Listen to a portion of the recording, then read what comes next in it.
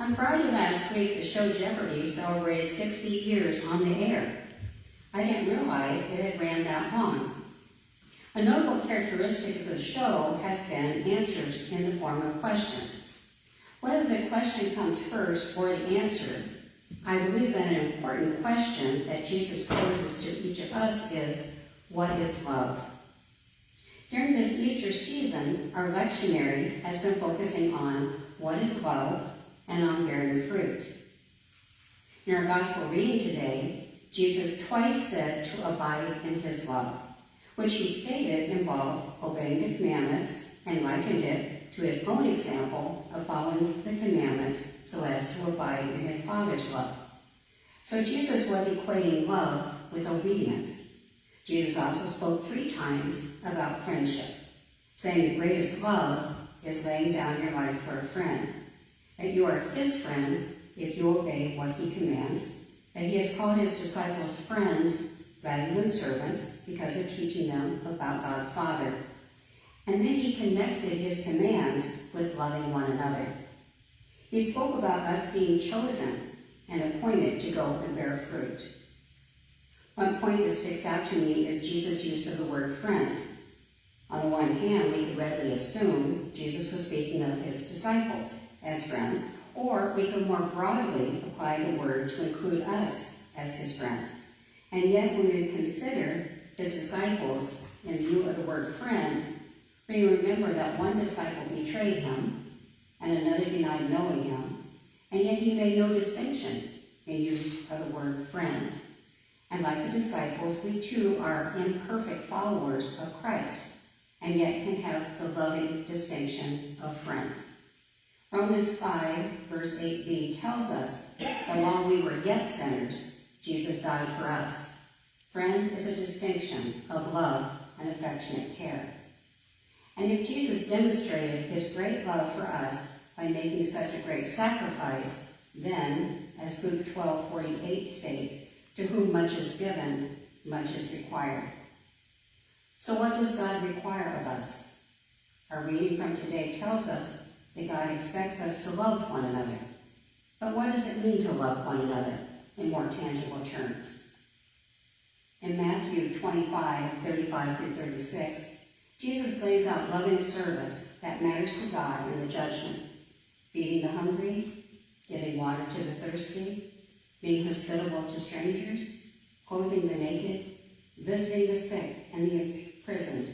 And some say this is referring to the unfairly imprisoned, such as the disciples. In 1 Corinthians 13:4-7, Paul characterizes loving others as being patient and kind, always loyal to them, believing in them, expecting the best from them, always defending them, and rejoicing when truth wins out. He also describes what love is not. It is not jealous or envious, not boastful or proud, not haughty, selfish, or rude, does not demand its own way, not irritable or touchy, does not hold grudges, and not glad about injustice. Love is an action word. Love and service should go together. Love has to do with how we treat others, and that begins with our own families. In 1 Timothy 5:8, Paul tells us, but anyone who won't care for his own relatives when they need help, especially those living in his own family, has no right to say he is a Christian. Such a person is worse than the heathen. We first make sure our own needs are met, as the stewardesses on airplanes tell us, put your own mask on first. Jesus' command to love others as ourselves indicates that you must first love and care and about yourself before being able to love and care about and for others. If your own plate is empty, you have nothing to give. And that isn't just in relation to finances, but also our own physical, mental, and emotional needs. As such, sometimes we are the giver of help, and other times we may need to be the receiver. After our own needs are met, if there is a need in our immediate family, and if we are able to help, then we should, and then with extended family, and then in our own community, and branching out from there. I recall a quote from the movie The River Runs Through It.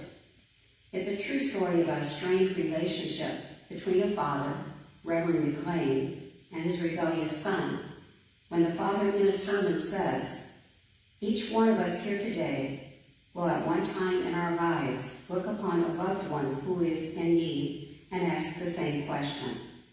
We are willing, Lord, but what if anything is needed? For it is true, we can seldom help those closest to us. Either we don't know what part of ourselves to give, or, more often than not, the part we have to give is not wanted. And so it is, those we live with and should know who elude us. But we can still love them. We can love completely without complete understanding." Our family dynamics can be complicated.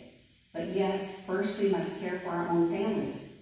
But we are also called to love, to care about, and for those outside of our families, mindful of Jesus' parable about the Good Samaritan. Those God places in our path needing help may not be someone we know or someone who is even like us.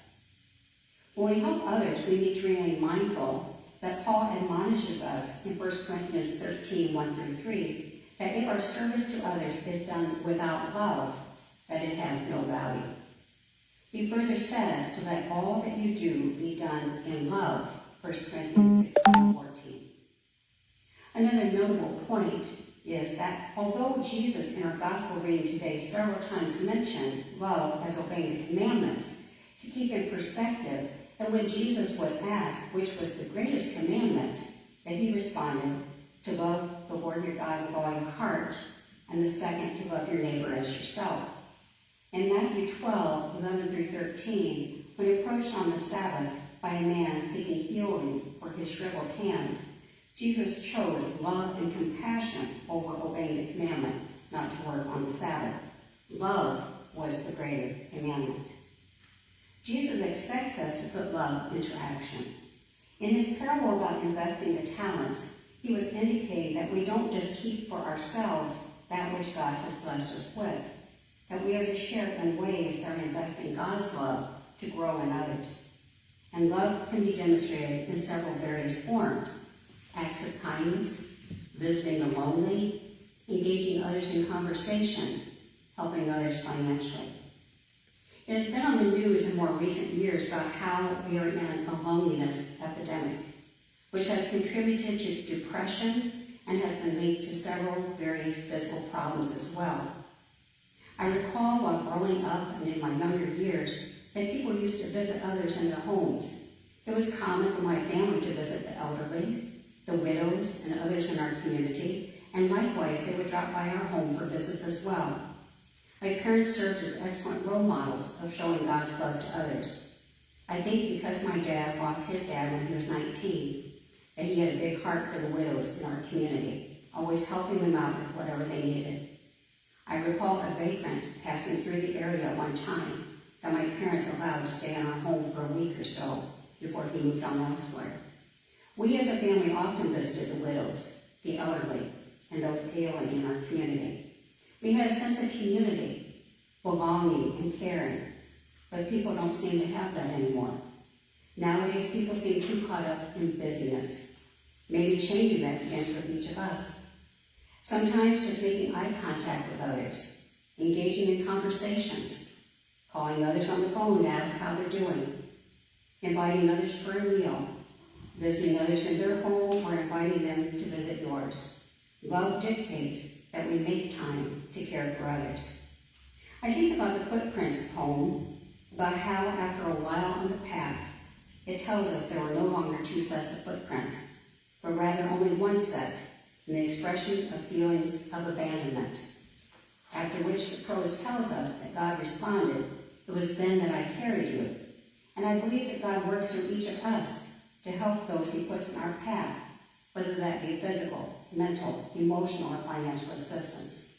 Sometimes in life we may get our legs knocked out from under us and need help getting back on our feet. For several years, I went through a period of being physically, mentally, and emotionally drained. And like in Footprints' poem, there were many people God worked through along the way to help me through that time. And the most challenging time in my life was back in 2002, when my husband suddenly moved out, closing out our joint checking account and leaving me as a stay-at-home mom with no money. I will be eternally grateful to my parents for stepping up and helping me, and I know that I would have been homeless a long time ago if they had not helped me during that time and throughout that period of time in my life. Having been out of the workforce for 10 years, I seemingly could not get back into doing secretarial work, which I had done for 11 years prior to staying home with my kids. The presumption being made that my skills were not current. Despite trying diligently to find employment, it took a year and a half to finally be offered any job, and that job was working as an activities assistant for Rice Care Center. At that time, we were paid minimum wage, which isn't enough to live on, especially in a one-person income household with 2 kids, and child support, which I finally was awarded 2 months after my husband moved out, provided little of what was needed. Food assistance was enough for only 3 weeks, not 4. During that time of inadequate resources and for several years that followed, my parents paid my car payment, my house payment, and helped to provide for other expenses. After the divorce, they bought out my mortgage, telling me I could make payments to them when I was able. And it wasn't like my parents had a lot of money, but they wanted to make sure that my daughters and I had enough for our needs.